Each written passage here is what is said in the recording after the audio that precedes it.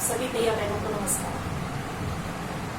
आज हम हिंदी विषय के अंतर्गत महाकवि तुलसीदास जी द्वारा रचित राम लक्ष्मण परशुराम संवाद इस प्रसंग का अध्ययन करेंगे।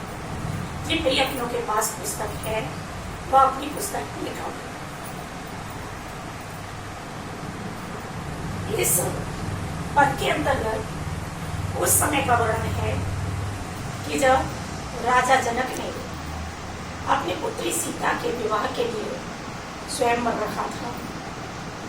स्वयंवर में उन्होंने यह शर्त रखी थी कि जो भी शिव जी के धनुष पर प्रत्यंचा चढ़ाएगा मैं उसी के साथ अपनी पुत्री का विवाह करूं। श्री रामचंद्र जी ने तो विश्वामित्र की आज्ञा से उस बड़े ही सहज रूप में उस धनुष पर प्रत्यंचा चढ़ाई और वह धनुष टूट गया। धनुष के टूटने पर एक बहुत ही भयंकर टंकार होती है और जिसके कारण से सभी पशु पक्षी तक भयभीत हो जाते हैं। उस गर्जना को सुनकर के ऋषि परशुराम जी को यह विदित हो गया कि शिव जी का धनुष टूट गया है और वह राजा जनक की सभा में आकर के पूछते हैं कि यह धनुष किसने तोड़ा है। आगे देखते हैं कि नाथ संबुधनु भंजन हारा होए केउ एक दास तुम्हारा। उनके क्रोध को देखते हुए रामचंद्र जी अत्यधिक विनम्रता के साथ बोले कि हे नाथ, शिव जी के धनुष को भंजनिहारा माने तोड़ने वाला होए केउ एक दास तुम्हारा, वह तुम्हारा कोई सेवक ही होगा। आयुष कहा कही कि मोही सुन रिसाए बोले मन कोई। आयुष कहा कहे कि मोही मुझ सेवक के लिए आयुष माने आज्ञा, क्या आज्ञा है। सुन रिसाए बोले मुनि को ही। यह सुनकर के परशुराम जी अत्यधिक क्रोध के साथ बोले कि सेवक सो जो करे सेवकाई और करनी कर करिए लड़ाई। कि सेवक वह होता है कि जो सेवा का कार्य करता है, किंतु अरे करनी अरे माने शत्रु, लेकिन उसने तो शत्रुता का कार्य किया है। करिए लड़ाई, इसलिए उससे तो लड़ाई करनी चाहिए। सुनो राम जय शिव धनु तोरा, सहस्र बाहु सम सो रिपु मोरा। हे राम सुनो, जिसने भी इस शिव जी के धनुष को तोड़ा है, सहस्र बाहु सम सो रिपु मोरा, वह सहस्र बाहु के समान मेरा शत्रु है। सो बिल गाऊ बिहाय समाजा, न तुम्हारे जई हैं सब राजा।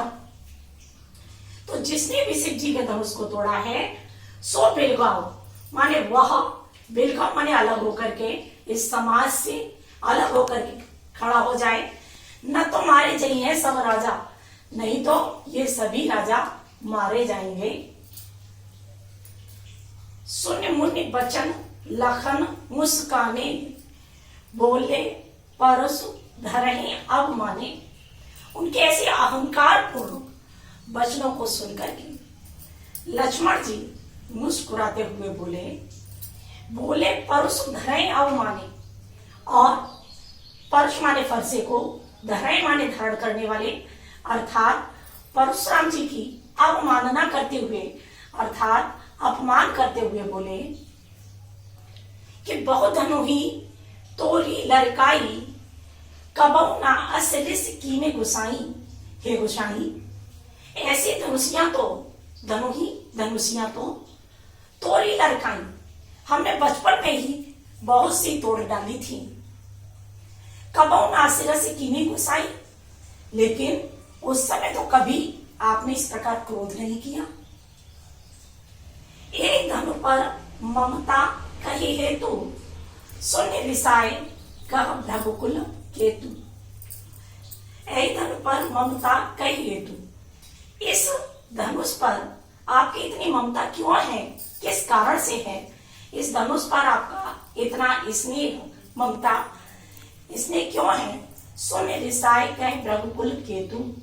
यह सुनकर के अत्यधिक क्रोध के साथ, भ्रगुकुल की केतु माने ध्वजा स्वरूप, भ्रगुकुल के ध्वजा स्वरूप परशुराम जी अत्यधिक क्रोध के साथ बोले कि रे नृप बालक काल बस, बोलत तोय न संभार, धनु ही सम त्रिपुरारुधन, विदित सकल संसार। कहते हैं कि रे नृप बालक, मुझे लगता है कि यह नृप बालक अर्थात राजकुमार काल बस यानी काल के वशीभूत हो गया है, काल के बस में आ गया है। बोलत तो ही न समा, इसलिए यह अपना बोलने का होश ही खो बैठा है, इसे यही नहीं मालूम कि मैं क्या बोल रहा हूं। धनु ही सम त्रिपुरारुधन, विदित सकल संसार, जिसे संपूर्ण संसार जानता है, विदित जानता है। त्रिपुरारुधन शिव जी के धनुष के विषय में धनु ही सब, उसे एक सामान्य धनुषिया बता रहा है। अब काव्य सौंदर्य के दो पक्ष होते हैं, भाव सौंदर्य और शिल्प सौंदर्य। भाव सौंदर्य के अंतर्गत आपने देखा कि कहा एक तरफ तो श्री रामचंद्र जी की विनम्रशीलता दिखाई देती है, तो दूसरी तरफ लक्ष्मण जी के स्वभाव में उत्तेजना दिखाई देती है। शिल्प सौंदर्य में देखेंगे कि सहस्र बाहु सम सो रिपु मूरा, यानी कि जो शत्रु है उसको किसके समान बताया गया? सहस्र बाहु के समान। अलंकार कौन सा हुआ आप जानते हैं, उपमा अलंकार। ऐसे ही धनु ही सम त्रिपुरारुधन, तो इसमें भी उपमा अलंकार है। आगे कि सकल सेवक सो जो करे सेवकाई, सावर्ण की आवृत्ति बार बार होने के कारण से अनुप्रास अलंकार। ऐसे ही बिलगाव विहाय समाजा, अनुप्रास अलंकार। भ्रगुकुल केतु, इसमें रूपक अलंकार है, क्योंकि उपमेय और उपमान का अभेद आरोप हुआ है। और इसमें गोस्वामी तुलसीदास जी ने चौपाई और दोहा छंद का सुंदर प्रयोग किया है। सुमधुर अवधि भाषा का प्रयोग हुआ है और वर्णात्मक और संवादात्मक शैली है। गृहकार्य के प्रश्न दिए हुए हैं कि धनुष को तोड़ने वाला कोई तुम्हारा दास होगा, किसने कहा और क्यों कहा? दूसरा प्रश्न है कि सब शिव धनुष को तोड़ने वाले को परशुराम ने किसके समान बताया?